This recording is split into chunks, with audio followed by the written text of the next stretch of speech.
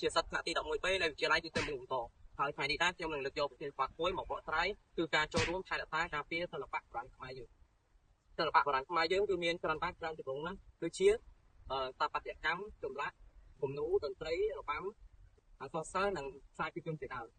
ការចូលរួមថែរក្សាការពារសិល្បៈបុរាណខ្មែរយើងគឺជាកាតព្វកិច្ចនិងតួនាទីរបស់យើងគ្រប់គ្នាជាប្រជាពលរដ្ឋខ្មែរសិល្បៈបុរាណខ្មែរយើងគឺជាដួងព្រលឹងជាតិសិល្បៈបុរាណខ្មែរគឺជាអត្តសញ្ញាណជាតិលើតែចូលរួមថែរក្សាការពារចឹងត្រូវថែរក្សាការពារវប្បធម៌បុរាណខ្មែររបៀបណាដើម្បីការពារសិល្បៈវប្បធម៌ខ្មែរយើងបានយើងទាំងអស់គ្នាគួរត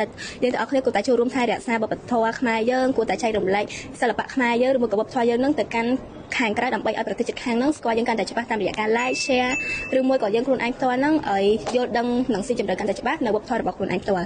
់មិនតែប៉ុណ្ណោះខ្មែរយើងនៅមានសិល្បៈជាច្រើនដូចជារបាំយើងប្រហែលជាស្គាល់ទេថានៅរបាំខ្មែរមានច្រើនដូចជារបាំព្រះរាជជាទ្រព្យរបាំកង្កោករបាំអីជាដើមហ្នឹងតែរបាំពួកហ្នឹងយើងមិនធិចេះដោយឯងទេយើងត្រូវមានសិល្បៈនៅក្នុងការហាត់វាដូចជាចូលរៀននៅតាមសាលានានាឲ្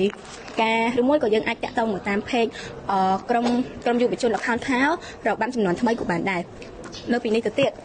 ខ្មែរយើងក៏នៅមានសិល្បៈជាច្រើនដូចជាចម្លាក់យើងក៏លេខមួយចម្លាក់នេះមើលបើសិនជាយើងអត់មានដឹងឬមួយក៏មានសិល្បៈនៅក្នុងការឆ្លាក់ទេយើងក៏អាចចេញជារូបរាងចឹងដែរអញ្ចឹងយើងក៏ត្រូវតែមានសិល្បៈនៅក្នុងការចម្លាក់ហ្នឹងបន្ថែមពីនេះទៅទៀតតន្ត្រីខ្មែរយើងក៏ដឹងដែរថាតន្ត្រីហ្នឹងវាសំខាន់ខ្លាំងដែរតែតន្ត្រីហ្នឹងមានដូចជាការលេងភ្លេងការច្រៀងការតែងកំណាព្យការនិពន្ធអីជាដើមយើងប្រហែលជាស្គាល់ថាលោកតាក្រមងៃឬមួយក៏លោកតាអ៊ុកអ៊ូនឹងជាដើមគាត់នឹងបានតែងកំណាព្យចំក្រងជាច្បាប់ដូចជាបណ្ដាំក្រមងៃនិងច្បាប់គេការថ្មីហ្នឹងគាត់បានធ្វើជាបទព្រហ្មកិច្ចព្រីឲ្យបទល្បាតថ្មីគាត់បានធ្វើជាបទកកតេហើយនិងបទប្រដាជនប្រុសស្រីគឺជាបទពី7ហើយនៅមួយទៀតខ្សែសង្វាក់ការលេងតន្ត្រីហ្នឹងឬមួយក៏ការធ្វើភ្លេងជាដើមបើសិនជាយើ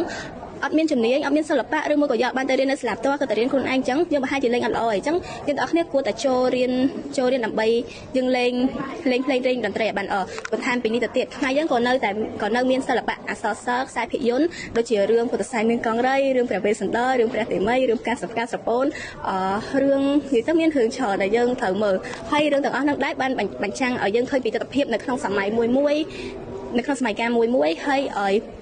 បានឲ្យយើងយល់ដឹងពីអរិយធម៌វប្បធម៌ខ្មែរនៅក្នុងសម័យណាហើយឲ្យយើងគួរយកតម្រាប់តាមអត់ហើយឲ្យយើងដឹងថានៅសម័យនេះគោរពលទ្ធិសាសនាអីនៅសម័យនោះគោរពលទ្ធិសាសនាអីហើយទៅឲ្យបានមករៀនកូនចៅខ្មែរជំនាន់ក្រោយហ្នឹងឲ្យយល់ដឹងពីសិល្បៈវប្បធម៌ខ្មែរកាន់តែច្បាស់បើគេនិយាយអំពីសំណង់ស្ថាបត្យកម្មខ្មែរវិញគឺគេប្រកាសជានឹកឃើញមុនគេគឺប្រាសាទអង្គរវត្តគឺជាសំណង់សាសនាមួយដ៏ធំបំផុតនៅក្នុងពិភពលោកហើយសពថ្ងៃប្រាសាទនេះគឺស្ថិតនៅក្នុងប្រទេសកម្ពុជាយើងសម័យអង្គរគឺជាសម័យកាលមួយដ៏រីកចម្រើនដល់កម្ពុជារបស់ប្រទេសកម្ពុជាហើយក្នុងសម័យកាលនេះដែរសំណង់ស្ថាបត្យកម្មនិងប្រព័ន្ធធារាសាស្ត្រសំណង់ប្រាសាទជាច្រើនបានរីកចម្រើននិងកសាងឡើងប្រកបដោយភាពច្នៃប្រឌិតខ្ពស់និងអច្ឆរិយៈមនុស្សគេដំណើរទាំងនោះរួមមានប្រាសាទអង្គរវត្តប្រាសាទបាយ័នបន្ទាយស្រីបន្ទាយឆ្មានិងប្រព័ន្ធធារាសាស្ត្រប្រឡាយទឹកបារាយស្រះស្រង់ជាដើមទាំងនេះគឺជាសំណង់ស្ថាបត្យកម្មខ្មែរបែបបុរាណចុះបើយើងក្រឡេកទៅមើលសំណង់ស្ថាបត្យកម្មខ្មែរបែបទំនើបវិញគឺនៅក្នុងសម័យកាលណាគឺនៅក្នុងសម័យសង្គមរាស្ត្រនិយមសំណង់ស្ថាបត្យកម្មខ្មែរបែបទំនើបបានរីកចម្រើននិងដកដាលក្រោយពីប្រទេសកម្ពុជាយើងទទួលបានឯករាជ្យពីបារាំងហើយការរីកចម្រើននៅក្នុងសម័យសង្គមរាស្ត្រនិយមបានបង្កឲ្យមានឯករាជ្យភាពនៅក្នុងស្រុកនិងសេរីភាព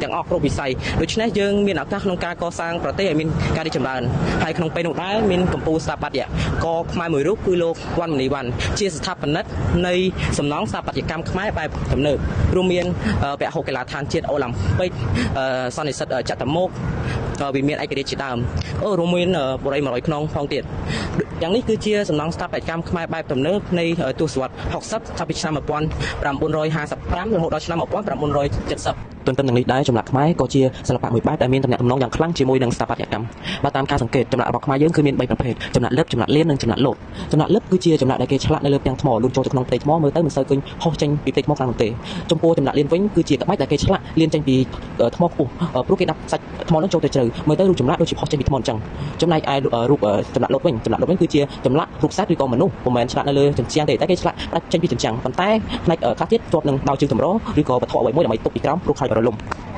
ជាចុងក្រោយការចូលរួមថែរក្សាការពារសិល្បៈបុរាណខ្មែរគឺពិតជាមានសារៈសំខាន់ណាស់ព្រោះវាបានផ្ដល់នូវផលប្រយោជន៍ជាច្រើនដល់ប្រទេសជាតិឲ្យមានការរីកចម្រើនបុរាណខ្មែរគឺជាអត្តសញ្ញាណជាតិសិល្បៈបុរាណខ្មែរគឺជាដួងព្រលឹងជាតិការចូលរួមថែរក្សាគឺផ្ដើមចេញពីយើងទាំងអស់គ្នាដើម្បីការអភិវឌ្ឍសង្គមជាតិខ្មែរទាំងមូលជាក់ស្ដែងដូចជាថ្មីនេះចក្ខុវិស័យថ្មីរបស់អ្នកថ្នាក់ដឹកនាំបានបង្កើតឲ្យមានដូចជា work stream ដូចជាពិធីបុណ្យចុងឆ្នាំថ្មីនេះគឺដូចជាបុណ្យសាទរកម្ពុជាហើយបន្ទាប់នេះនឹងខែ4នឹងមានអង្គរសង្ក្រាន្តជាដើមទាំងនេះគឺជាចក្ខុវិស័យនិងគោលដៅរបស់ថ្នាក់ដឹកនាំដើម្បីចូលរួមអភិរក្សនិងការពារថែរក្សាសិល្បៈប្រពៃណីទំនៀមទម្លាប់ខ្មែរឲ្យគង់វង្សហើយក៏ជាផ្លូវមួយដើម្បីបញ្ចេញនៅអ្វីដែលជាខ្មែរអ្វីដែលជាវប្បធម៌នៃធម៌ខ្មែរដើម្បីឲ្យពិភពលោកនិងប្រទេសជិតខាងបានស្គាល់ពីខ្មែរកាន់តែច្បាស់និងស៊ីជម្រៅដូច្នេះយើងទាំងអស់គ្នាសូមចូលរួមថែរក្សាការពារសម្បត្តិប្រពៃណីទំនៀមទម្លាប់និងសិល្បៈបុរាណខ្មែរទាំងអស់គ្នាសូមអរគុណវប្បធម៌រលត់ជាតិរលាយវប្បធម៌គុណរាយជាតិកើតកានសូមអរគុណ